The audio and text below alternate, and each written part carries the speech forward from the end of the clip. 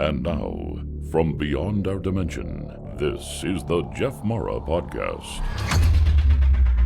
Here's Jeff. My guest is Wendy Rose Williams, past life adventure guide and a two-time near-death experiencer. She is trained with Dr. Brian Weiss and other leading experts for past life regression therapy.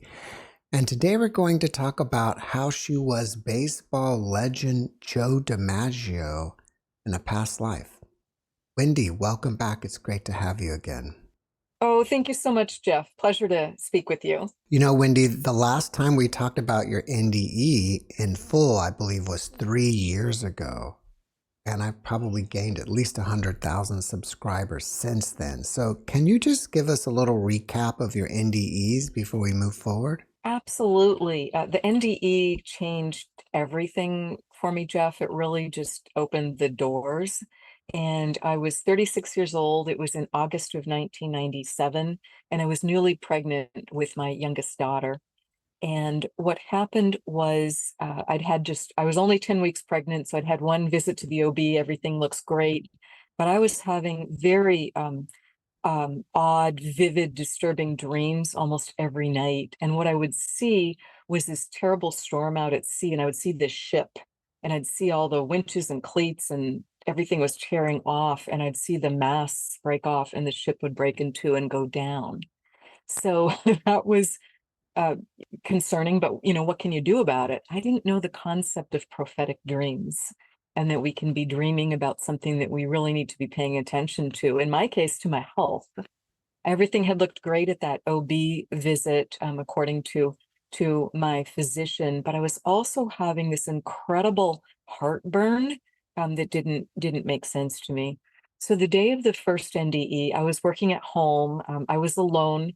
And no car. Our nanny was at the park with our toddler. My husband's at work with the other car. And I just don't feel right. I can't get comfortable. I can't focus. And all of a sudden, I'm just like, something's really, really wrong. So I ran for the bathroom thinking I'm going to be sick.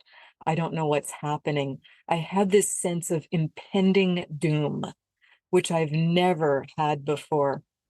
And I ran into the bathroom and I had this searing pain in my abdomen. It felt like something burst. And that was my only thought. I cried out to God for help as I was going down because I knew I was home alone. So I passed out on the floor and I was just curled up in a fetal position because there was so much pain. And I only came to because there was this insistent male voice. And he kept saying, "Wendy, Wendy, you've got to wake up or you're going to go home." And I opened my eyes and it was hard to take it in because it was so beautiful, yet so shocking. My entire bathroom was filled with this bright white light, and it was coming from 4 or 5 angels. And they were huge. They're so much bigger than people. They just filled the room. They were floating a few inches off the floor, and there just was so much love coming from them. But yet also just, this power and this incredible energy. So he repeated it, and I told him, I know, I understand, because I knew he was telling me I was going to die if I didn't get help. And my answer was, but I can't walk. I can't get to the phone, because this was 1997. We didn't have our cell phones, glued to our hand or glued in our back pocket. And his answer, Jeff, it was just on multiple levels. And what he said to me was, you just have to be willing to try. And I think what that was referring to was free will, because we can't we can't just surrender our lives to God, to the divine, and say, change it all for me, fix it all, make it better, bring in your magic wand. We've absolutely got to do our part. So it took everything I had to get up onto my hands and knees. And at that point, it was like being gently moved or just gently flown the short distance to get to my landline, which was a very, very close by on the nightstand next to the bed. And I'm reaching up for it thinking, who do I call? He didn't say who to call. He just said, you need to call for help now. And so I decided to call my husband at work because he worked just 5 minutes away. And I called. The miracles continue. I just was being I'm so fortunate with the love and assistance that I got that day, or I wouldn't be here to tell you this story. And I got my husband on the phone right away. I've never reached him at work. And I give him a lot of credit because all I said was, I need you to drive me to the hospital now. Can you take me to the hospital now? And all he said was, on my way. So I can hear him throw down the phone. I call the OB office. Things are just moving faster and faster at this point. I tell the OB office that my abdomen is just distending like crazy. And they said, great, that's great. Your husband's getting you here. He can get you here faster than 911 at this point. When you get here, don't park the car. We're going to meet you curbside with a wheelchair. We don't want you walking. It's exactly what happens. They whisk me up into into the doctor's office, which was right at the hospital, which I think was also key for me, and take me into the ultrasound room. Can't see a thing on the ultrasound. So the ultrasonographer, which was puzzling to me, and the ultrasonographer says, I'm going to go get the doctor. So that's never a good sign. So I'm just like looking at my husband, like, what is going on? And she returns immediately with a physician. She's also got a nurse midwife with her. And so we're all crowded in this tiny little room. The physician adjusts the machine and he realizes what's happening and tells me, he says, Wendy, you've got a major blood loss going on in your abdomen.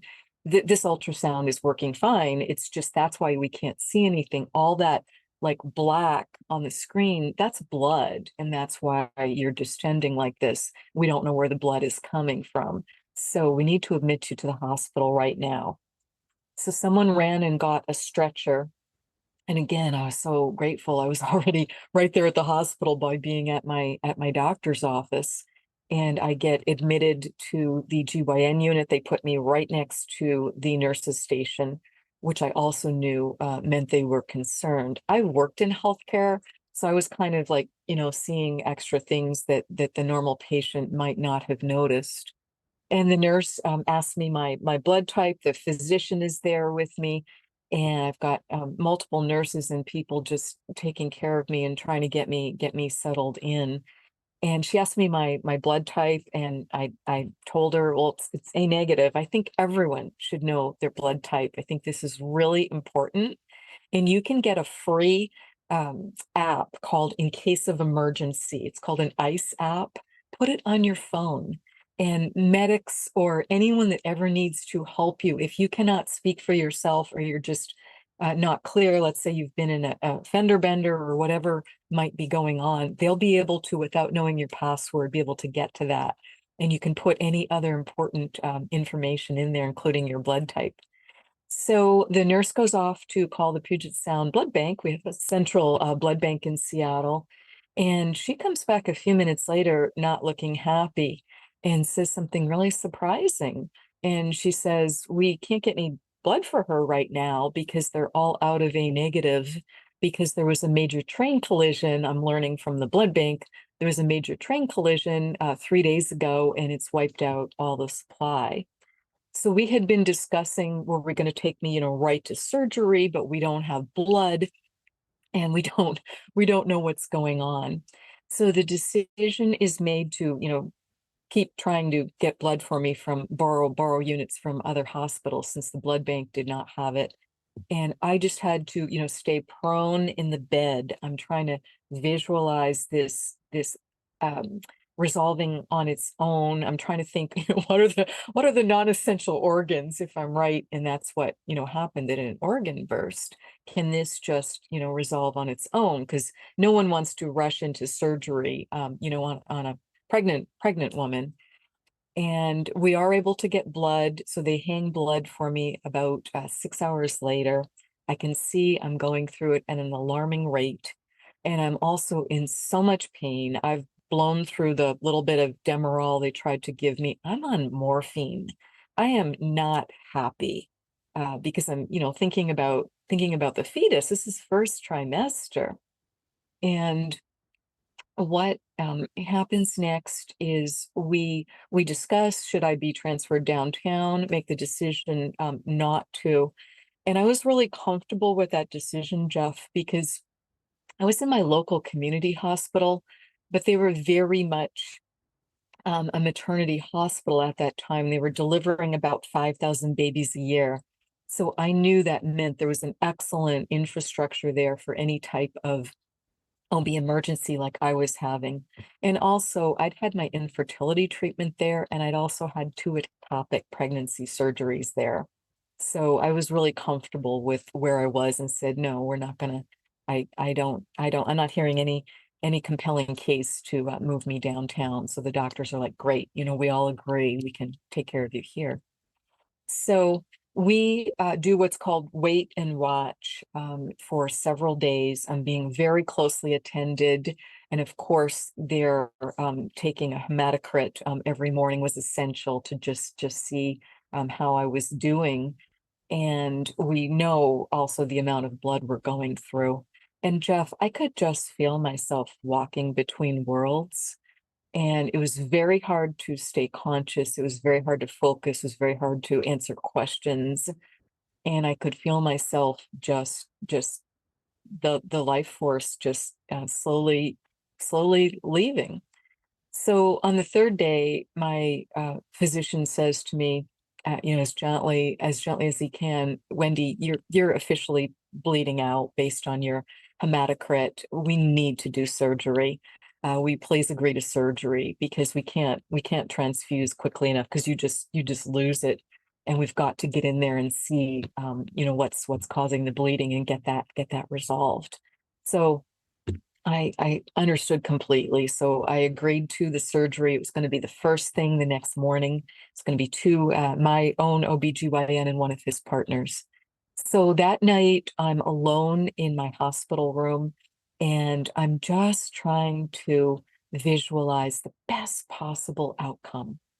The minute I have that thought, I pop right out of my body. I leave my body. And I remember looking back over my left shoulder and seeing myself in the bed as Wendy. And I did have a humorous moment with that because now that I'm out of the body, I'm back in pure soul form. I feel great. I'm not scared to death anymore. I don't feel any pain. I feel amazing. I'm an eternal soul. And I'm looking in the bed at myself as Wendy in the bed. And I'm like, wow, she's a hot mess. She is whiter than the sheets. And look at her hair. She just looks like the wild woman of Borneo. Because of course there's been no mirror, there's been no hairbrush for like the last 3 days. And I've just been, writhing around in the bed. So, and then I'm like, well, wait a minute.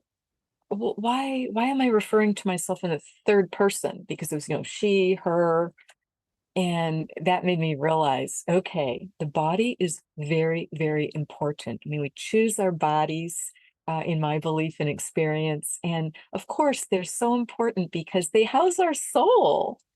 But I just was very, very detached from it. I really just wanted to follow the white light because the minute I'd finished looking at myself in the bed and realized I was in soul form, I can see the white light of home. It's coming down like a triangle from the ceiling above me in my hospital room, and I just want to follow that. So I take one more look at myself in the bed as Wendy, this temporary housing, and I go, she's fine. Not fine at all, but just that was the soul's perspective on it, because I knew I was absolutely just eternal and needed to follow that white light. So I follow the white light up and go up and up and up. At a certain point, it's like, have you ever run out of gas in a car? That terrible feeling of like, oh no, and you're like stuttering to a stop. And that's what happened. I was just out of energy. And I had the thought, please don't make me walk through that long tunnel. I'm not going to make it. I'm not going to get home. So the minute I have that thought, this beautiful escalator comes in, and I'm so grateful I get to ride the escalator up and up and up to the light.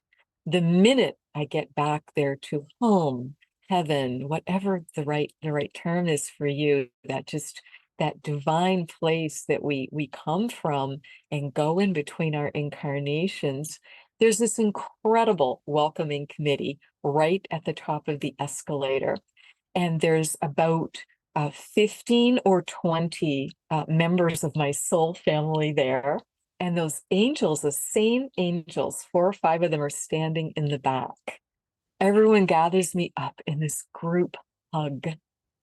I could have stayed there forever because it was unconditional love. And it just felt so, so incredible. And then Archangel Michael spoke. And he said, welcome home. We're so glad you're here. You made it. You're welcome to stay.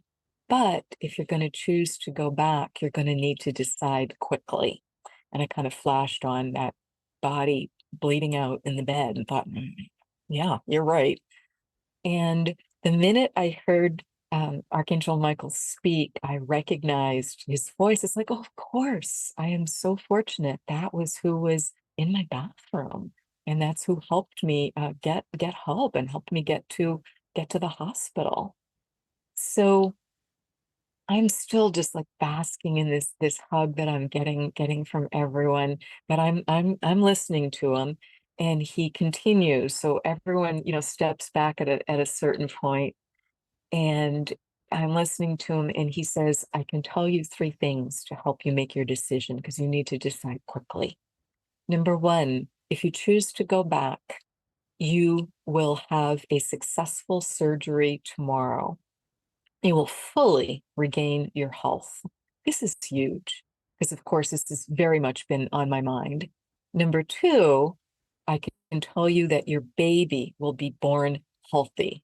This is tremendous news because, as I said, years of infertility, we felt like this was a really, really special baby. We felt like this was our last opportunity to have a child. So this is a big deal because I'm only 10 weeks. So to know that I'm going to have a healthy baby, I'm assuming at 40 weeks, this is tremendous. So now I'm starting to kind of teeter. I'm like, oh, but I'm home and this feels amazing and I don't hurt anymore and I'm not scared anymore and I'm with my soul family. But I'm like starting to teeter. Should I go back? Number 3 was the kicker. And what Michael shared with me was, if you choose to go back, your life will be very difficult, likely for many years, because you're not on your life path. You're not living your purpose. So my energy just plummets. I feel so embarrassed. I feel terrible. No one wants to hear they're not living their purpose. So that was a really, really big deal. And then he asks me, what do you want to do? You need to decide now. The minute he asked me that question, all I can see is our daughter, our sweet little toddler's face. But it wasn't normal size. It was like it filled my world, Jeff. It was like an IMAX screen that's 70 feet high, only bigger. And it was all I could see was her big hazel eyes and her beautiful brown curly hair. And I know I'm going to regain my health. I know I'm going to have another baby. And so as Michael asked me that, I nod and I tell him, put me back in, coach. I'm ready to play. And what I meant by that is I'm ready to figure it out. I'm going to have to figure out this life purpose, this life path, because no one else in the soul group would tell me, because I went around to all of them trying to get someone to give me information. And I realized I'm just meant to figure it out myself.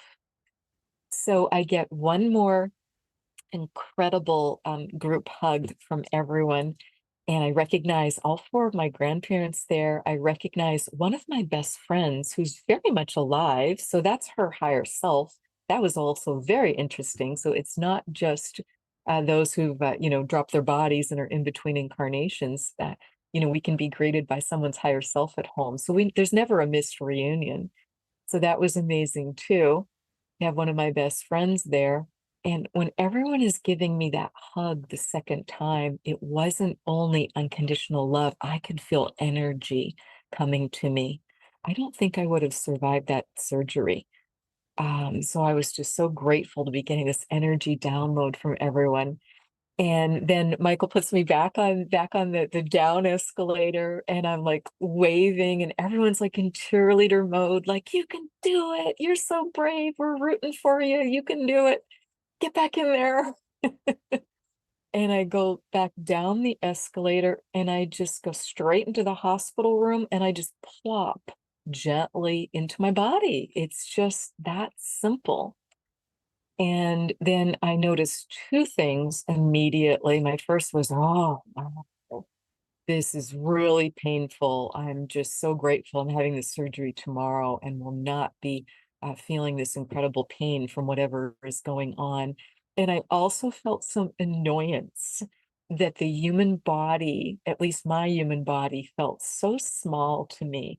I'm 5'2", and I remember thinking, dang, why did I pick such a little body? Because our eternal souls, there's just so much energy. Our energy is so big. And we actually have enough energy to be in multiple bodies at one time, which we'll get to as we talk about Joe DiMaggio. So I'm back in my body. I have a successful surgery the next day. It was several hours. What they found was they were doing imaging guidance during the surgery to not be anywhere near the fetus. And of course, being only 10 weeks pregnant is just, tiny, tiny little peanut. And my physician commented it was kind of fortunate. He said the baby was like all the way in like the lower left portion of your uterus. So we just stayed away from that, which was easy to do because what we were doing was we were repairing the fundus. The fundus is the aorta at the top of the uterus. An aorta had ruptured. So I was right. It felt like it's all I could think of when I went down in the bathroom was an organ had ruptured, but it was my uterus just pumping out this blood. So that was surgically repaired, and I was then recovered in the hospital for a few days, went home to 6 weeks of strict bed rest. Couldn't have done anything else if I tried because I was just weak as a kitten. So I go back to work after that 6 week recovery, go back to a job that I just love. I was worked in a busy ambulatory surgery center, and people would just pass me in the hall because, of course, I've been away from work for a significant time period. So coworkers are passing me, "Oh, Wendy, we're so glad you're back. Are you okay? What happened?" I didn't have any words for it, Jeff. It just so many things were different and had changed from having that near-death experience. I didn't know how to language it. I did not share my NDE for 20 years. It just took that long to be able to language it. And again, this happened back in 1997, so there wasn't the same type of support that you could find. I didn't know about IANS, ironically, the International Association for Near-Death Studies, because there it was right in Seattle where I was the oldest chapter in the world of support for near-death experiencers and their families to be able to unpack these experiences and to be able to, get seated back in their everyday life and just be able to sort these things all out. So evidently I was meant to do that on my own, or I would have found IANS. So I'm back at work. I was back at work until early November. Get called into my boss's office on a Friday afternoon. I don't think a thing about it. We have a great relationship. I figured he just wants to, ask me to do something on Monday next week, or wants to chat about weekend plans. So I go into his office. It's like weight of the world on him. I'm like, oh boy. And I can see human resources sitting there with a personnel folder in front of her. And I'm like, oh yeah, we know what this is. And it was the dreaded Friday afternoon layoff. So I get laid off, and that was a really big deal because we very much counted on my full-time income. And also, I carried the health insurance for the entire family, and I'm pregnant. So we now have no job and no health insurance for all of us. So this is a big deal. My employer is just, is kind and humane as they can be, but facts are facts, and I'm out of work and don't have health insurance. So I go home, update my family. We're heavily mortgaged at this time because, second baby on the way, and just everything had been going great in both our careers. And we had the full-time nanny that lived with us. We had just purchased a minivan, getting ready again for that second baby and to have two car seats. So this is rough. So I go ahead and apply for unemployment insurance. I'm looking for a job, but it's just not the right time to be looking for a job in my life. And we did not know, again, this was November of 1997. We didn't know that the economy was getting ready for really deep dive down. A week later, to the day, my husband comes home from work very late. I'm really concerned. I haven't been able to reach him by cell phone, and he's about 3 hours late. So I'm concerned, has he had a fender bender? Has he run out of gas? What's going on? Why can I not reach him? So he comes in from work. It's about 8 o'clock at night, and I'm like sitting in the living room by the front door at this point because I don't know what else to do. And he walks in, and I can just see weight of the world just crushing him. And he says, "Wendy, I've got something really difficult to tell you. Let's sit down." And the first thing he says is, "I've had to go to payless paydays." And now I can't hear anything after payless paydays. He's explaining what's happened with his company. He was one of multiple owners in this successful software company. They'd been doing great. They had about 100 employees, but things had gone south quickly. And also, he'd not been fully sharing with me some of the concerns he had because of what was going on with my health. And he just, didn't think I could take more concerning news at that moment. So I hadn't realized what was going on. So he's now they've had to lay off everyone in the company. They've gone out of business. And he's going to be working very long hours to just figure out, can we get this company sold? What do we need to do for new employment? What do we do with our lease? How do we take care of our employees, get everybody approved for, unemployment, and just all the things that need to happen. So we're now both out of work, and we're poised pretty quickly to lose our home and to have our van repossessed. I'm not successful in negotiating anything with either lender.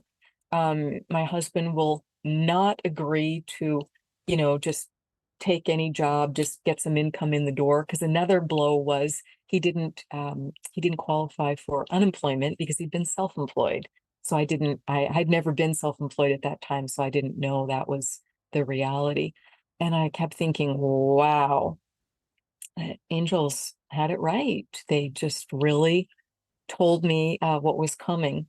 So fast forward from November to March, I do deliver the healthy baby girl on March 13th, 1998. Was so grateful for that. I was very fortunate, Jeff, because one of the things that happened for me with the near-death experience was I then was able to start to hear angels and was able to start to just get this amazing divine information and assistance from time to time. So I had been sitting in the pediatrician's office with our younger daughter, and all of a sudden I heard Archangel Michael say, "Look, look." And I'm like looking around the room like, "Oh, are all the kids okay? What's going on?" And I could see this lamp on a little side table getting brighter and brighter and brighter. It's like, oh, wow, it's just like the white light of home. And I knew that was just for me. I knew no one else could see it. And right in front of that lamp was this little brochure. It's like, okay, I'm obviously supposed to grab that brochure. So I did, and stuffed it in the diaper bag to read when I got home. And what it was an application for WIC. I didn't know what WIC was. It was Women, Infants, and Children, and it was a form of Medicaid, and it was something we finally could qualify for because we had tried to get some assistance, but of course we weren't qualifying for anything because we're wealthy, because we own a home that we're about to lose, and own 2 cars, one of which is about to be taken away. So I was so grateful to qualify for WIC, because what it did for us was it gave us a health insurance for me to be able to deliver in the hospital, because I didn't have any other option. I was high risk, high risk, high risk delivery. And it also gave us some food that honestly we really needed at that point. So fast forward to I have the very quick, I was approved for a 24-hour stay. And so I'm deliver on Friday, I'm back at home Saturday morning, just kind of shell shocked, trying to take it all in because it was so quick. I'm holding our daughter.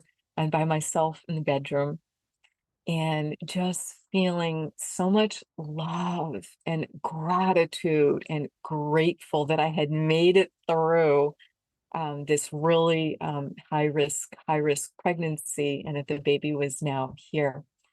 And Archangel Michael came in. I could see him and hear him clear as day in my bedroom when I was alone that morning.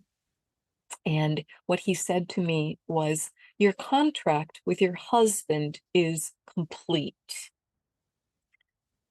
Okay, that was pretty much the last thing in the world I wanted to hear. I was so angry. I was so frustrated, not my finest moment. I'm now arguing and fighting with an archangel, saying, what do you mean? What are you talking about? Are you saying my marriage is over? For heaven's sakes, I got a 2-year-old and a newborn here. And he just nodded, yeah, you got the message right. And he left. And I'm like, what do you do with that? What do you do with that information? So the way that played out is we did our very best to be loving spouses, to be great parents, but when it's done, it's done. And I just knew, I could feel, I could sense that neither one of us was going to progress the way we were meant to if we didn't divorce and just figure out what the next phase would be of how to take care of our 2 beautiful daughters very well as respectful co-parents. So we did take those steps when they were full-time in school. So waited until they were 6 and 8, and just thought that would be an easier, better time to do it. And then we went to a 50-50 schedule. And life just continued to change with the spiritual awakenings coming more and more and more. The next big stage, Jeff, was when my daughters were 12 and 14. And at that point, I met the man that had the contract to wake me up spiritually. But let me stop there. Do you have questions? Well, what I want to know is how did you go from there to being a Catholic regressionist, yeah, an yeah, energy healer? right. Yes.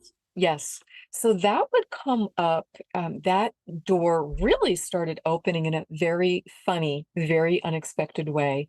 When my daughters were 12 and 14, I had been single for 6 years, had just no interest in dating. I was just trying to take care of the kids. My mom and I were building a 2-family home together. I was really focused on my career and just, taking care of life for 6 years.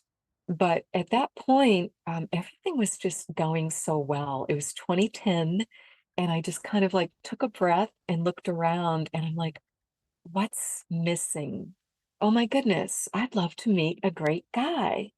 So I just was ready at that point and talked with my daughters about it, and they said, "Oh, mom, go for it." And so I just was like kind of going through my head, where do I meet someone? I'm not sure where to meet someone. I wasn't meeting anybody through church or through friends of friends, and I was very, very busy. So I asked some of my younger girlfriends that were actively dating or that I knew were engaged or had married for the second time or whatever. So I asked some of them. I said, how'd you meet your boyfriend, your fiance, your husband, your great guy that I knew they had met recently? I said, oh, Wendy, that's easy. You just go on Match.com. And I was like, Match. What? I didn't know what they were saying to me because I didn't know what online dating was. Because again, it was 2010, and I'd last been on a date 25 years before. That online dating was not a thing. So they explained the concept to me, helped me put together a profile, and I put one together. We took a couple pictures, found a couple pictures, did that. And the minute, Jeff, that I changed the radius, because the way the online dating profiles often work is by distance, the distance you're willing to be from someone. The minute I put in 10 miles, this profile came up that just I couldn't look away from. I'm looking at it on my computer screen. I'm thinking, I know this man. I know this man. Where do I know him from? And I'm reading through his profile just like on high alert because I'm so interested. I can feel something happening. I can feel something shifting. I can feel something opening in my world. And the last sentence in it said, any woman on a spiritual path, particularly one interested in an LBL, we have to meet. So I'm like, LBL, what's LBL? So I'm Googling it to see what it is. And I asked my guides, I'm like, show me the right reference. Show me what this means. And what I found was Dr. Michael Newton, who wrote Journey of Souls and who created the Life Between Lives spiritual hypnotherapy process, which is very similar to a near-death experience, the best parts of a near-death experience without the trauma of what's taken your body to the point where you're about to die. And he created this 4-hour process where via hypnotherapy, via guided meditation and visualizations, you go on home to the light and you learn so many fascinating things that really help you embrace and enjoy and live your life better now by having that trip home. So I am just fascinated by this. So I ordered the book from the library immediately, and I'm waiting for that to come. And I'm writing to this match, and I just told him, I said, okay, I'm so intrigued. Are you talking about Journey of Souls? Are you talking about Life Between Lives, and past life regression? Is this what you're referring to? And he writes back right away and says, yes, have you done any of that work? I'm just getting ready to go for my second Life Between Lives session myself, energy healing session myself. And I told him the truth. I said, no, I haven't done any of this, but this is fascinating. I can't wait to read the book. And where do I know you from? And he's having absolutely the same reaction to me. Where do I know you from? So we're like on the phone, we're like emailing, we're trying to sync up schedules to meet. It took us 3 weeks to meet. And I think that was purposeful. I think that was for me to have time for the book to arrive from the library and for me to just devour it. I knew what had been written about in Journey of Souls was such deep, deep truth for me, with our souls being eternal and with the souls choosing the bodies and the souls just choosing lessons to work on and just all these things. I was like, well, of course, but it just hadn't been on my radar before. So I'm just devouring this information. So my match and I meet. We meet for lunch. I get there first. I'm just sitting in the foyer, just sitting on a little bench, waiting for him to arrive. And the minute he walked in, Jeff, again, it was this feeling of, I know you, I know you. And it also, it felt like, it felt like an earthquake. It felt like the earth was moving. And I could hear clear as day, I could hear guides saying, your life is never going to be the same. So I can't even move. I'm just like glued to this bench, like, what is going on? Because I'm trying to take this all in, because it's kind of like worlds are colliding, because the veil of amnesia, I'm just removing it right and left through these various experiences. So he comes in, he makes a beeline to me, and just, he can see I can't stand up, and he drops down on one knee, and he's just like looking in my eyes and looking in my face, and he says, I know you. So he helps me up. We go in, we have the most incredible lunch. We're there for 3 hours. We're just finishing each other's sentences. It's this feeling of, we have to catch up.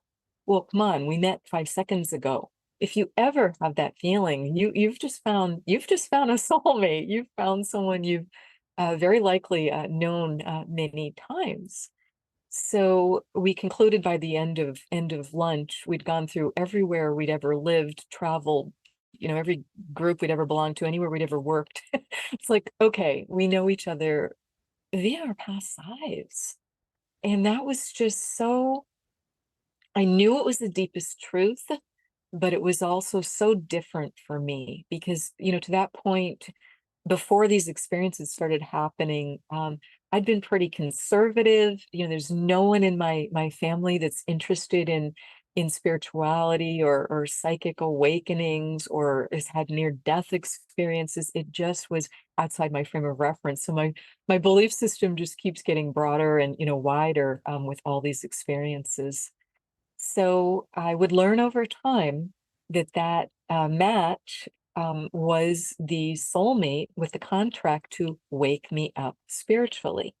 And he would then find for me, because I was so drawn, I could not wait to go for my first past life regression as the client. He found a Newton hypnotherapist specializing in that for me. He actually drove me to my first session, which was mind blowing because I was able in a short 2 hours to release a lifetime of anxiety and to also start to release fears of authority that I had not realized how big they were for me and just how they were making me play it small in life. So much was shifting and changing. And right from that very first past life regression, I scheduled my own life between lives for a year later. So this is what all started to really get me on the path of what I'm doing today and how I'm in service today. And it just, because I received so much healing, so much information, things were so much better in my life as a result that a few years later, I then trained myself and became a past life regressionist. And that's what, just kind of spearheaded everything from there and did other training too. For me, it was starting with the energy healing for myself and then just realized I could offer it to others. So along the way, what happens with Joe DiMaggio is I had a spiritual teacher. I was working with her actively for several years. And it was October of 2016. I had been sensing Joe DiMaggio around me and also Marilyn Monroe. And I couldn't understand why they were just around me so much because, both had been, Marilyn died back in the early 60s and Joe died in the 1990s. And it's like, here it is, 2010, excuse me, 2016. And I'm like, why do I just like, why am I sensing them so much? So my spiritual teacher, she suddenly texts me one day, which was unusual. And all the text said was, Joe wants to speak with you. Are you ready? And I'm like, oh boy, I'm not ready. I knew she meant Joe DiMaggio. I'm not ready, but it's time. It's just time to figure this out. It's time to get clear on this. So I just put my phone down in the kitchen where I had gotten the text message and I went in the bedroom and I meditated for about half an hour. And I just grounded and cleared my energy. And I just asked for clarity on what was going on with Joe and Marilyn and why were they around me so much and why did Joe want to speak with me? And he was very clear. He was very to the point. And he said, Wendy, come on, it's time to do your work. You need to step to the plate, pun intended.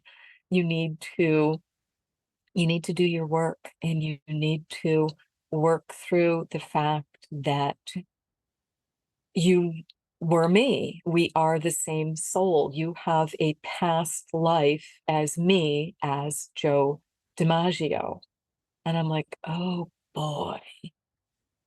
And Jeff, I just struggled with it because he was really well known. I mean, it's not only the baseball fame, but it's the marriage to Marilyn Monroe, who is so well known. And I'm like, what do I do with this? I just don't know what to do with this. I don't know why this is presenting. So I chose to go for a past life regression. And I specifically chose a new friend who had trained with Dolores Cannon for quantum healing hypnotherapy. And I knew my friend was very well grounded, very wise, just practical, very smart. And she wasn't a sports fan. And that all felt like a great fit for me. So I had this session with her, and the process of preparing for past life regression is you're able to write questions ahead for your own higher self and guides to help you with. And then your hypnotherapist, your past life regressionist, asks you those questions when you're in this beautiful, relaxed, altered state where you've raised your vibration and frequency together.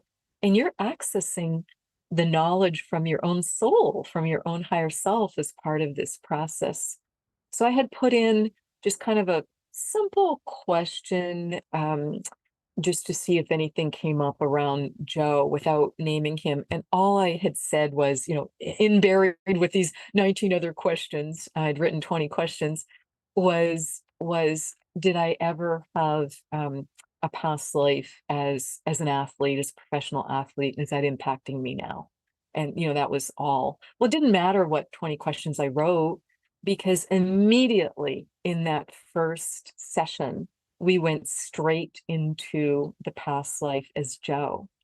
And I was a little boy. I was 9 years old, and it was just so fun. It was so sweet. It was so cool. He was out there playing stickball on the corner lot with some of his older brothers and with other neighborhood kids. And it was really interesting to hear, because in the past life regression, you're speaking in that other persona. You're speaking from your other past life as part of the process. And he just used words I didn't know.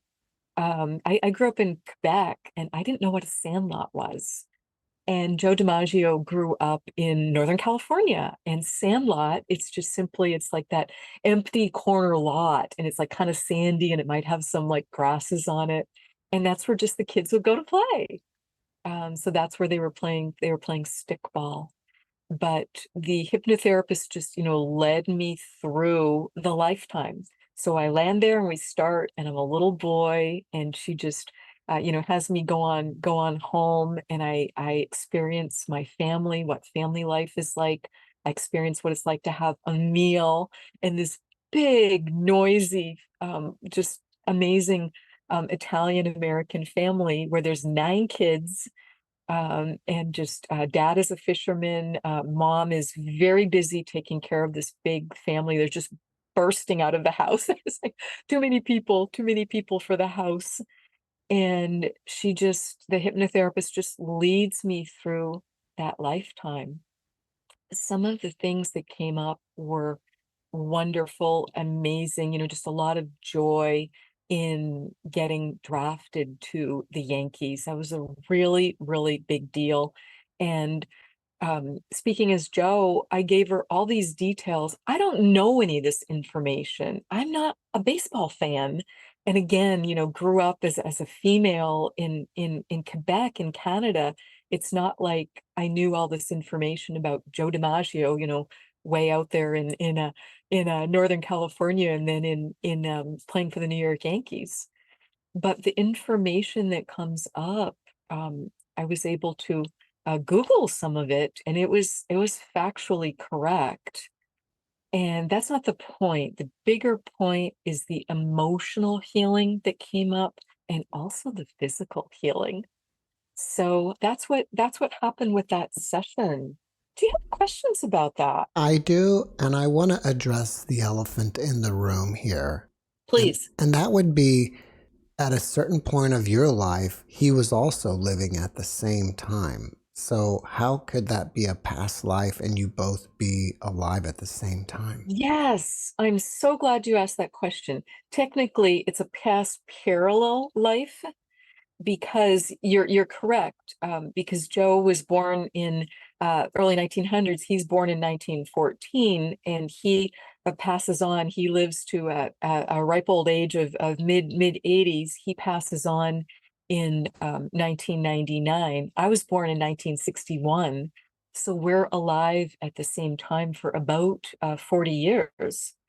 And the reason for that, Jeff, I alluded to it in my near-death experience. Our higher self, our soul, has so much energy. So we are able to choose to incarnate. My belief is we choose our incarnations. We've got free will, and we choose our lives carefully, and we have enough energy that we can choose to incarnate into more than one life at the same time. That's a parallel life, because there's plenty of energy to do that. This is typically a strategy taken by more experienced souls, because when you're first beginning to incarnate, particularly on Earth, Earth is known as the hard duty station, because so beautiful, so amazing, but also we've created war, we've created poverty, we've created lack, we've created a lot of things that are very low vibration here. So, but with that strategy of wanting to learn more quickly, we can choose to be in multiple lives at the same time. And typically we choose very different lives. So, Joe and I, that's kind of night and day. Here we have this male American professional athlete becomes just an American hero because he volunteers to be in World War II. He becomes a philanthropist. He does all this wonderful fundraising for a children's hospital, and just and here I am, the least athletic person on the face of the earth, and just Canadian female, not well known. It's just very, very different.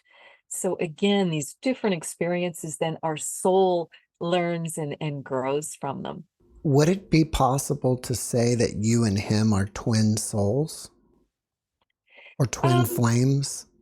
I wouldn't call us twin flames, um, but that's a good question. I just see us as different incarnations of the same soul, and just again, just learning and growing as a result. Well, did you learn about his relationship with Marilyn and if they had some sort of soul contract together that was made pre-birth?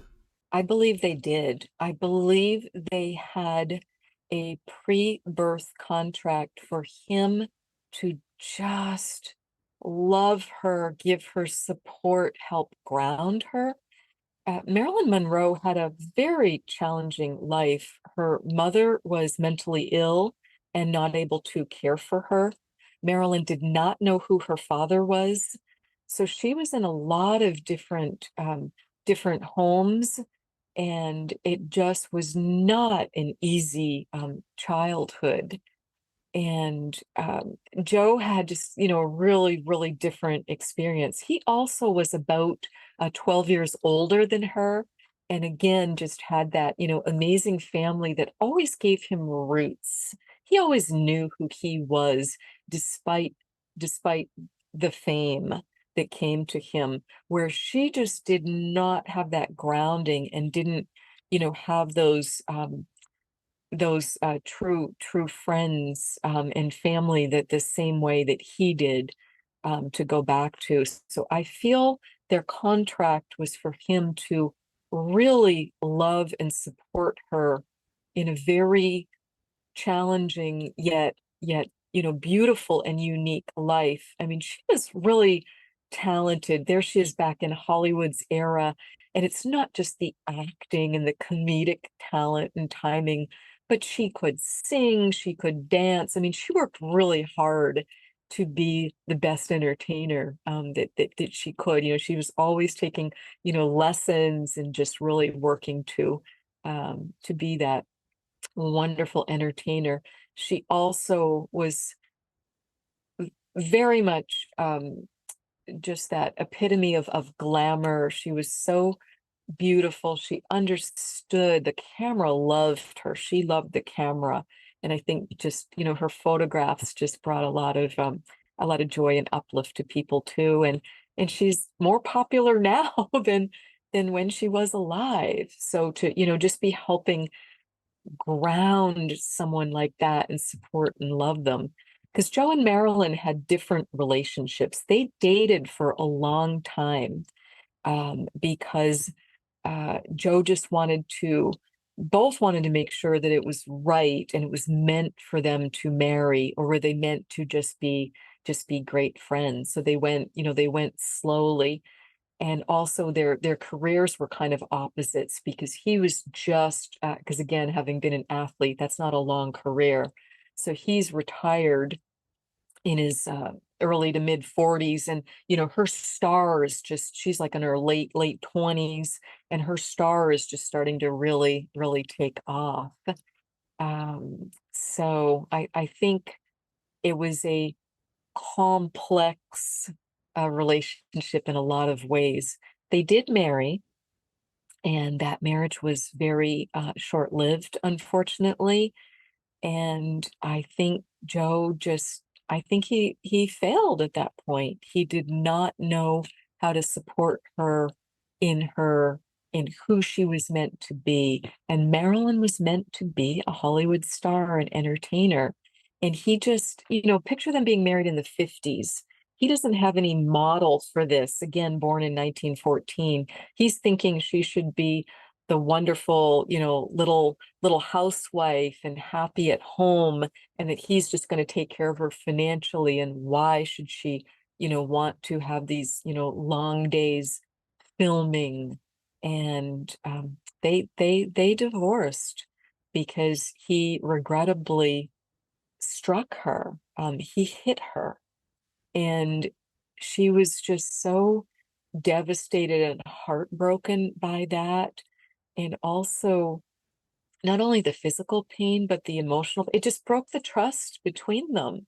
And she filed for divorce after that, which I completely understand and think was the best thing for her to do. And then it gets more complex, because so they're both heartbroken. They divorce. Joe never had another significant relationship, and he ends up outliving her by about 40 years. And Marilyn recovers, and she then marries Arthur Miller, the playwright, and they're married for about 5 years. And when that was a third marriage for Marilyn. When that ended, she and Joe got back in touch, and they were actually planning to remarry. Joe is over the moon because this is his chance to make it right. This means Marilyn has forgiven him, that they're going to remarry. And instead, what happens, so they're actively planning their wedding, and instead what happens is she dies, that shocking, mysterious death happens a few days before their wedding, and Joe actually ends up burying her on their wedding day, on what was going to be their wedding day. So just was so much emotional angst around all this, that it was coming up. And when we have past lives that we have not been able to look square in the eye and say, okay, what if, and just work it through, uh, we don't receive the emotional healing that we need, the physical healing. I got multiple physical healings for the past life as Joe. It's just really, really a big deal. And I had the privilege of facilitating 2 sessions for a lovely young gal who lives in Europe, who has profound past life memories as Marilyn Monroe, and was struggling with them, was struggling with that lifetime, was struggling with some anxiety, some depression, with nightmares. And just, I'm so fortunate that she was referred to me, and we had these 2 wonderful sessions together. And Jeff, when she said to me, because during her sessions, so I kept my therapist hat on. I didn't mention anything to her about Joe or Marilyn, because that is not the point. You want to let whatever needs to come up, because the higher self and guides, they architect the past life regression energy healing sessions. So we just left it open-ended. She'd written out her questions, but she recognized me and started talking to me as Joe, and she'd say, Joe, remember this and remember that. And I'm like, oh boy, what what do I do with this? And I just said to her during the session, I need to keep my therapist hat on for you and be here for you. But at a certain point, as she was bringing up shared memories, she talked about the end of the marriage and what had happened. And that's where that detail came through that I shared with you about him having regrettably just gotten so frustrated with her in a conversation and just lost his temper, and unfortunately had struck her. And she talked about how that took her back to the emotional pain of her childhood, and how difficult that had been, and why she was just simply needed to be done after that. So that's what was happening in her session. And when she said to me, Joe, I forgive you, I just burst into tears. It just was a really, really big deal. And I think that is why people come back together again.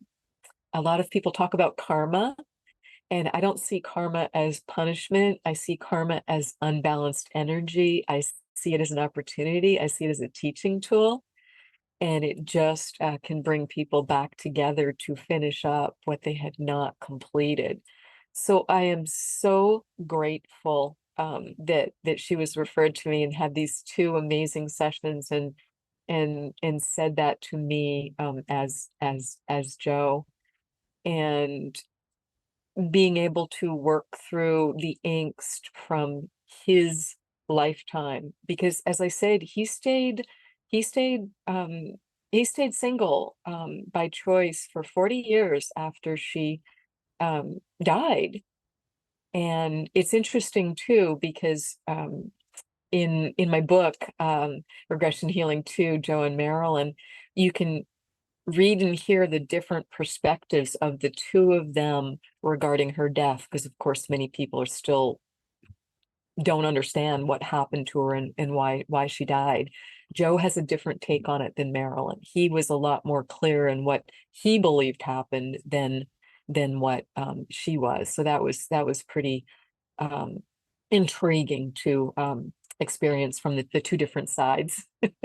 Well, why did he stay single for the next 40 years? He was punishing himself.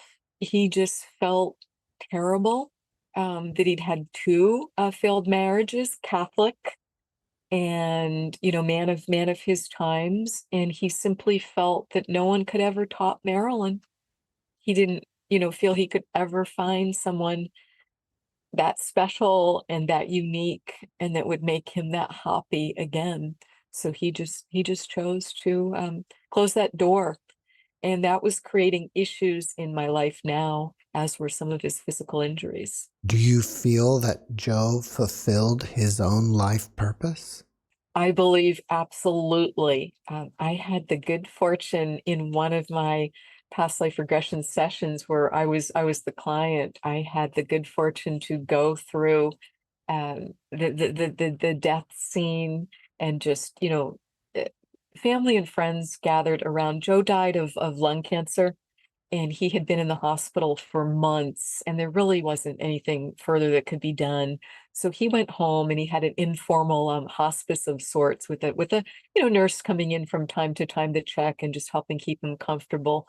But he had a lot of good laughs, with just family there, and just friends there, and just going through that death scene very, very at peace with it, and just, knowing that he could go on home and could see Marilyn again, and other loved ones who'd passed on. And he had his life review when he got home, and he reunited with the guide, and the guide just greeted him like just spirits and guides. They just have such they're just the loving energy. They're fun. They're just, that sense of humor is so there. And he got greeted as he went home with his guide greeting him and saying, "Oh, look who's here. It's my favorite cup of Joe."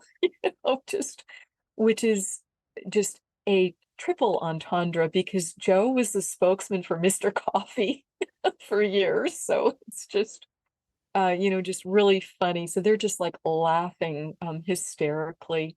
And he's just so, glad to be out of that body that's just done, and just, couldn't move the water out of the lungs anymore. And it was just, it's very peaceful passing. And then to have this, joyous reunion at home, starting with his guide.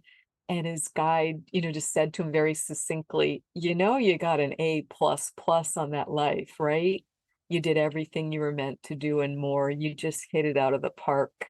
And then they, kind of started talking baseball, and it was just very, very joyous. So really, really do feel that, yes, he did live his purpose, that he was meant to.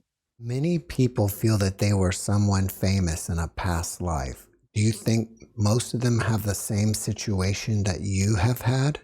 There can be multiple scenarios. I think you just have to be really grounded and clear. My best advice, my recommendation for anyone who feels they might have a famous, a historic, a biblical past life, because those can come with an extra load of just, oh, what are other people going to think? Would I ever choose to share this publicly, or am I just going to, bury this because it's personal? And my advice would be, do not research it. Don't get on the internet. Don't be reading books, watching movies about that. Just, you've got to learn your own truth. And we can only really do that by going within. So if you know how to meditate, if you know how to work with your guides, if you know how to hear your intuition, if you know your gut wisdom, perhaps your process will be doing some just quiet, journaling about it, and just kind of see what comes out. You can ask for useful dreams about that particular lifetime in question that seems to be bubbling up again and again and again. Also, you can do a past life regression and get some help, which again, because past life regression, it's accessing the wisdom of your own soul. In psychology standpoint, it's working gently, appropriately with the subconscious and the unconscious, the information we can't normally access. It's not a psychic reading where your past life regressionist is telling us you were this person and this happened and this happened and this means this. That's not how the process how the process works. It's a way to get your own information, because multiple things can be going on. It might be an archetype. Archetypes are very powerful, they're very valid, and those are like place markers. Archetypes, things like the mother, the lover, the warrior, these big archetypes that Jung wrote about and researched and explained so beautifully. We've got different archetypes. Also, if you feel like you may have been in a certain famous biblical or historic past life, you may have been there in that timeline, that play run, so to speak, in a different role. And I loved that my first hypnotherapist, when we were exploring this, and she just bluntly said, well, couldn't Wendy have maybe been one of Joe's brothers? There were a bunch of brothers, or one of the teammates. Why Joe? Show me and tell me why. And so it was just great to have that conversation. Also, one of the things that's the hallmark, the way you've got to know your own truth. And it took me a lot of years and a lot of work and energy healing and sessions and meditations to just have this come into my full acceptance. It took me 4 years. I went to 9 different hypnotherapists. I did some group hypnotherapy sessions I was able to find via Meetup, and I did some one-on-one sessions. So that was a 4-year process. And then it was a 4-year process to write the book and not be willing to share it publicly, because it just felt so personal, and it just I had to really come to peace with, is this going to be in service to others? Is this going to help others?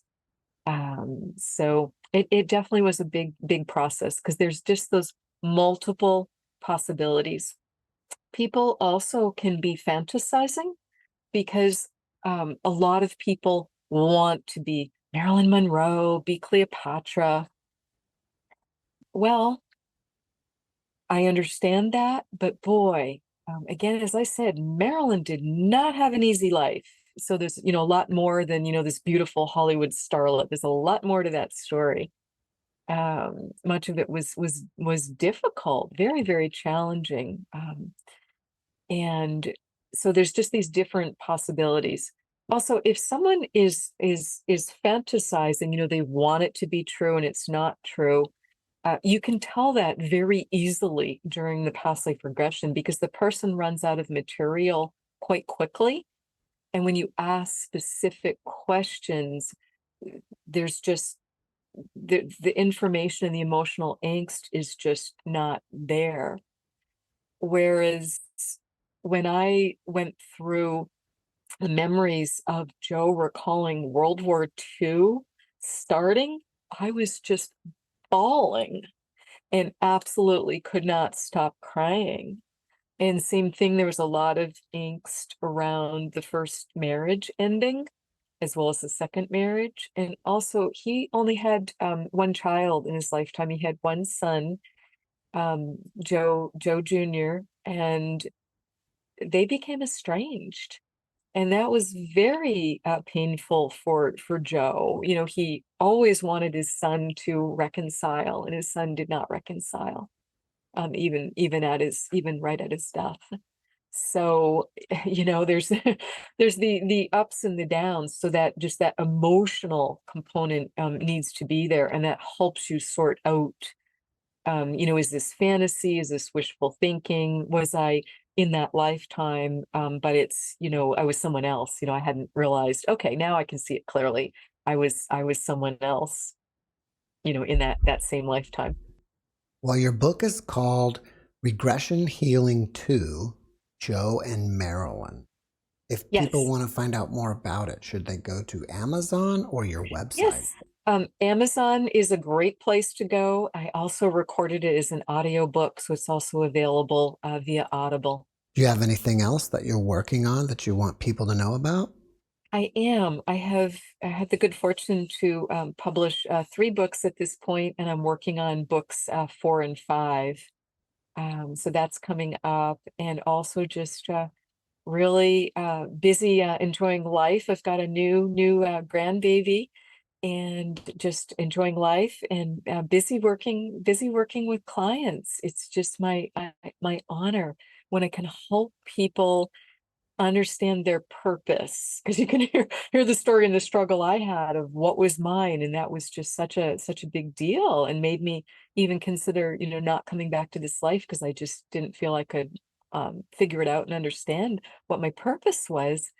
So just, so enjoying helping people release the energy not serving them.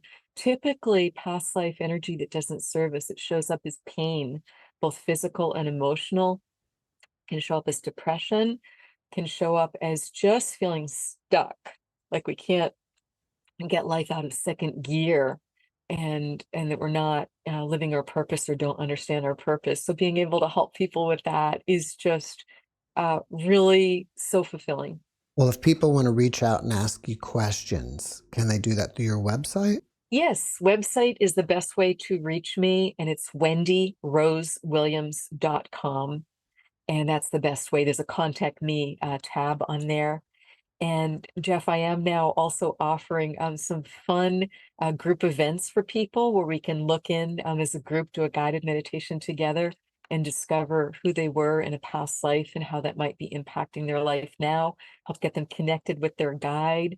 And I also work with people one-on-one. Wendy, before we finish up, can you leave us with one last positive message? Absolutely. We are so loved and supported, and just need to feel that for ourselves. So anything we can do, having any kind of daily spiritual practice, is just a game changer. It might be taking a walk. It doesn't have to be, oh, I have to meditate for an hour, but just whatever you can do to just love yourself, just feel joy in the daily things that you're doing and experiencing, and just know that that's so available to us, and just being in the present moment, because I really believe that anxiety comes in when we're worrying about the future unnecessarily, and that depression can come in when we just can't get over things in the past. So we just want to be in the moment the best way we can, and just feel that peace, that love, that joy that's there for all of us, and then we just radiate it out to others. Wendy, thank you for your message, and thank you for being my guest again. Oh, thank you, Jeff. My absolute pleasure. Thanks for watching the JeffMara podcast. I really appreciate you. Another way to show support is through YouTube memberships. And if you do, there are loyalty badges and other perks depending on your level of membership. All you need to do is click the join button underneath the video to find out more. Thank you for your support.